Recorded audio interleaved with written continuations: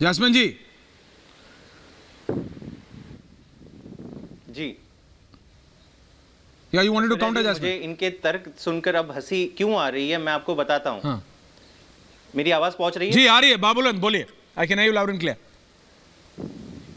हाँ, तो सुधांशु जी का तर्क इस शरद रेड्डी के 55 करोड़ रुपए की ट्रेल पे केवल और केवल इतना है कि अगर हमने नंबर 1 में, अगर हमने सरेआम मार्केट के बीच में अगर खून किया है तो हमें तो छोड़ दीजिए, लेकिन अगर हम आप पे दाग लगा रहे हैं कि आपने पर्दे से पीछे कुछ किया है और उसका कोई तथ्य नहीं है तो आपको जेल में डाल दीजिए। अरे भाई, मतलब आप आज तो स्वीकार आपने कर ही दिया। मुझे खुशी कि आपने पहले स्वीकार किया कि चलो आपने 60 करोड़ रुपए एक मनी लॉन्ड्रर, जिसको आपकी ईडी ने घोषित किया है कि ये किंग पिन है दिल्ली के कथित शराब घोटाले का, और जो आप कह रहे हैं कि नहीं उसने बयान दिया, बयान कैसे दिया ऐश्वर्या जी, आपके दर्शकों को जानने का हक है। ये वही शरद रेड्डी है जिस दिन उसको अरेस्ट किया जाता है 10 नवंबर 2022 को, तब वो कहता है मैं अरविंद केजरीवाल से कभी नहीं मिला, मेरी व्यक्तिगत जान पहचान नहीं है। उसके बाद उसे 6 महीने जेल में रखा जाता है।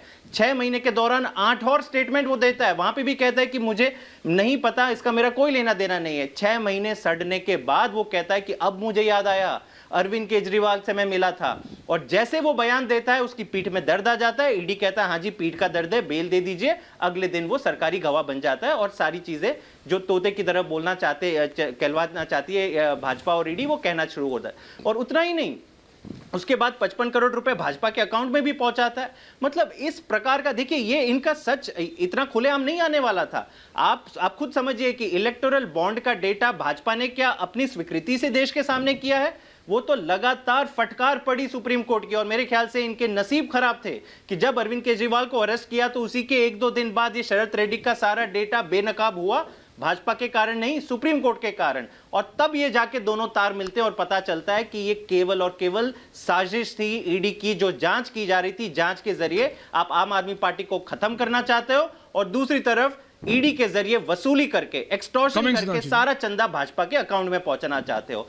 अब देश की जनता जान चुकी है कि आपका मुखौटा उतर गया है, और मोदी जी को जो इतना विश्वास करके जनमत दिया था ऐश्वर्या 2014 और 19 में, बहुत बड़ा जनमत दिया था, मैं भी मानता हूं, लेकिन अब लोग, भाजपा के वोटर कहने लग गए हैं कि बहुत हो गया, अब इस पे इन लोगों पे अंकुश लगाना होगा। ये लोग काम की बात नहीं कर रहे हैं, केवल विपक्ष को खत्म करने की बात करते हैं, जो किसी भी लोकतंत्र के लिए अच्छा नहीं। सुधांशु जी वो कह रहे भाई आप आम आदमी पार्टी को खत्म करना चाहते हैं। हाँ, मैं केवल 2 लाइन का तथ्यात्मक, आप बोलिए, पहले आप बोलिए फिर मैं। हाँ, मैं 2 लाइन का तथ्यात्मक जवाब देना चाहता हूं। किसी आरोपी को पीठ में दर्द पर जमानत मिल गई तो इनको ईडी की साजिश नजर आ रही है। ये सत्येंद्र जैन को किस लिए जमानत मिली? वो तो पीठी के दर्द के लिए जमानत मिली ना, जिसके लिए मसाज करवा रहे थे। मतलब वो ईडी ने अपोज नहीं किया या कोर्ट ने ग्रांट कर दिया तो वो तो सही था। यही मैं कहना चाह रहा था, ये दोहरा चरित्र है कि सत्येंद्र जैन को जमानत मिल गई पीठ के दर्द के ऊपर, तो वो लोकतंत्र की विजय है। दूसरे व्यक्ति को जमानत मिली तकनीकी आधार के ऊपर एजेंसियां और न्यायालय तय करते हैं। और दूसरी बात आपसे ये कहना चाहता हूं, जो आपने ये कहने का प्रयास किया जनाब, तो आपको भी कोई तोते होते की तरह बोलने की जरूरत नहीं है। हाथी की तरह चिंघाड़ के काहे नहीं बोल दे रहे केजरीवाल जी कि मैं न रेड्डी से कभी मिला न मेरी कोई बात हुई। इसको बोलने में तो कोई समस्या नहीं है। उससे बुलवाया गया, उससे कहलवाया गया, उससे ये किया गया, और मोबाइल की लोकेशन न मिले इसलिए मोबाइल नहीं मिल रहा, मोबाइल कहां रख दिया गया मुझे याद नहीं है। तो इतना तो याद होगा ना, उन्हें कहना चाहिए इस नाम के व्यक्ति को मैं नहीं जानता, इस नाम के किसी व्यक्ति से मेरी कभी मुलाकात नहीं हुई, इस नाम के किसी व्यक्ति से मेरी कोई बात नहीं हुई। दूध का दूध पानी का पानी हो जाता।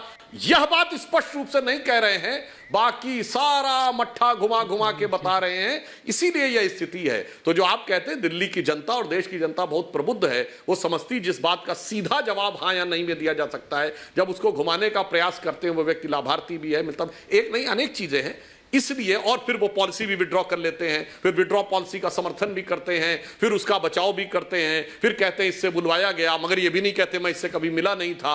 तो इसलिए इन सारी चीजों के आधार के ऊपर जनता को आपके इस पूरे चरित्र के ऊपर गहरा संदेह स्वतः उत्पन्न हो जाता है। ओके, पंकज शर्मा जी से पूछ रहा हूं। पंकज जी, खुलासा किया, खुलासा कुछ हुआ नहीं। खुलासा तो क्या हुआ वो तो अब क्या बताया जाए, लेकिन मैं ये कह रहा हूं पंकज जी, जिसके बारे में आप बात कर रहे थे, खुला हुआ खुलासा था। हाँ, खुला हुआ ऐश्वर्य जी, खुला हुआ खुलासा था, खुला था वो खुलासा कह रहे हैं। पर वो कह रहे हैं उनके पास बहुत ऐसे खुलासे हैं जो बहुतों का दर्द खोल सकते हैं।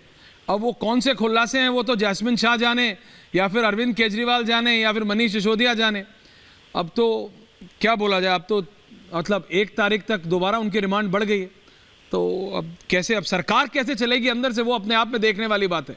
अब कोर्ट ने तो कह दिया कि चल सकती है। अन्ना के जमाने से सुनते आ रहे हैं, अब देखते हैं सर कितने जमाने से, लेकिन जो हो रहा है सामने वो ये हो रहा है। जसवंत जी आ रहा हूं, लेकिन पंकज जी जिन 600 लॉयर्स की आप बात कर रहे थे ना, उसके अंदर हरीश साल्वे एक है, मनन कुमार हैं, आदेश अग्रवाल है, चेतन मित्तल है, पिंकी आनंद है, हितेश जैन है, उज्ज्वला पवार है, उदय होला है, स्वरूपमा चतुर्वेदी हैं, और बहुत सारे ऐसे लोग हैं। और जो पहली लाइन है ना उसकी, we the undersigned are a group of lawyers, हम एक लॉयर्स का जमावड़ा है, who are writing you expressing our deepest concern on the manner in which a vested interest group is trying to pressure the judiciary, influence judicial process, and defame our courts on the basis of frivolous logic and stale political agendas. Their antics are vitiating the atmosphere of trust and harmony which characterizes the functioning of the judiciary. और इस पे प्रधानमंत्री नरेंद्र मोदी की टिप्पणी आती है और वो कहते हैं ये तो कांग्रेस ही करती है, ये तो कांग्रेस की कल्चर है। अब ये कौन सा इंटरेस्ट ग्रुप आप ले आए हैं? कहीं ये 7 समंदर पार वाला ग्रुप तो नहीं है?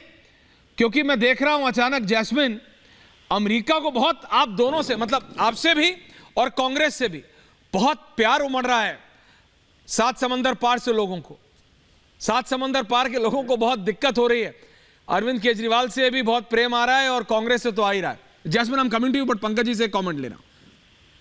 Pankaj ji, comment Jasmine, just give me 2 minutes। Pankaj ji बोलिए। सुधांशु जी, पहले तो मैं सुधांशु जी को थोड़ा करेक्ट कर दूं। मैंने ये नहीं कहा कि हरीश साल्वे जी अनजान वकील है या उनका नाम कोई नहीं जानता। मैंने कहा कि वो तो संसार में बहुत मशहूर है। मुझे ताज्जुब इस बात का है कि उनको अपेक्षाकृत इस तरह के गुमनाम वकीलों की फौज इकट्ठी क्यों करनी पड़ी। अरे हरीश साल्वे जी को कौन नहीं जानता है? हरीश साल्वे जी जो मोइन कुरैशी जी और ललित मोदी जी के साथ पार्टी करते हैं, वो क्या कोई गुमनाम लॉयर हो सकते हैं? ब्रिटिश वर्जिन आइलैंड में पनामा पेपर्स में नाम आ रहा है जिनका, और उन्होंने स्वीकार किया कि हाँ मैंने ब्रिटिश वर्जिन आइलैंड में कंपनी बनाई थी। तो ऐसे मशहूर वकील को मैं कैसे गुमनाम वकील कह सकता हूँ? मैंने ये भी कहा कि प्रधानमंत्री जी इस चिट्ठी को इंडोर्स करने के लिए ऑडियो इतनी जल्दी उत्सुक हो गए, ऐसी उत्सुकता उन्होंने कभी देश के दूसरे गंभीर मामलों में नहीं दिखाई। अगर सचमुच न्यायपालिका पर पंकज जी आपका ऑडियो बहुत खराब है, पंकज जी आपका ऑडियो बहुत खराब है। लेकिन Renu Mittal ji is also joining, she is a senior journalist. Renu ji, प्रधानमंत्री का जो कमेंट आया और उस पर जो कांग्रेस कल्चर की उन्होंने बात की है, वो जो जुडिशरी वाले चिट्ठी पे, मैं उस पर आपकी प्रतिक्रिया चाहता हूं। रेणु जी, जैस्मिन में आ रहा हूं। मेरे ख्याल में जिस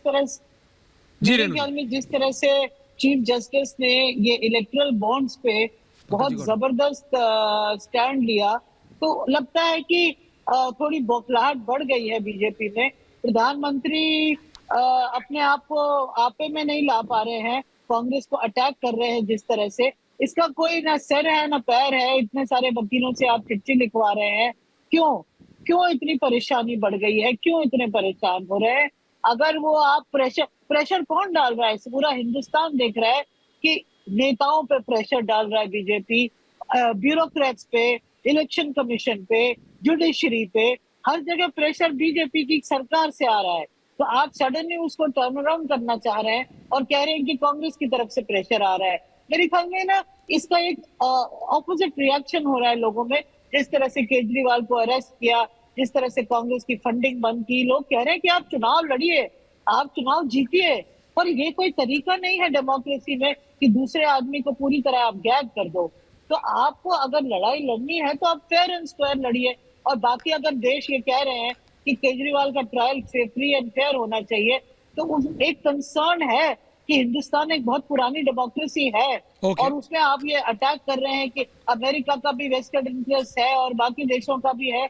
ये मेरे ख्याल में एक बहुत ज्यादा एक दिखा रहा है कि अंदर से सब कुछ सही नहीं है, कि एक हड़बड़ाहट है, एक बौखलाहट है, एक परेशानी है। क्या वो 300, 400, 500 का जो नंबर दिया जा रहा है, क्या वो बीजेपी पार नहीं कर रही है? नहीं तो आपको बिहार का ऑपरेशन नहीं करना पड़ता, झारखंड नहीं करना पड़ता, आपको महाराष्ट्र से सीनियर कांग्रेस लीडर आप नवीन जिंदल से पूछिए ना, कितना प्रेशर डाला उसको, उसके ऊपर बताइए सुधांशु जी, जब वो रेणु जी को सब पता है कि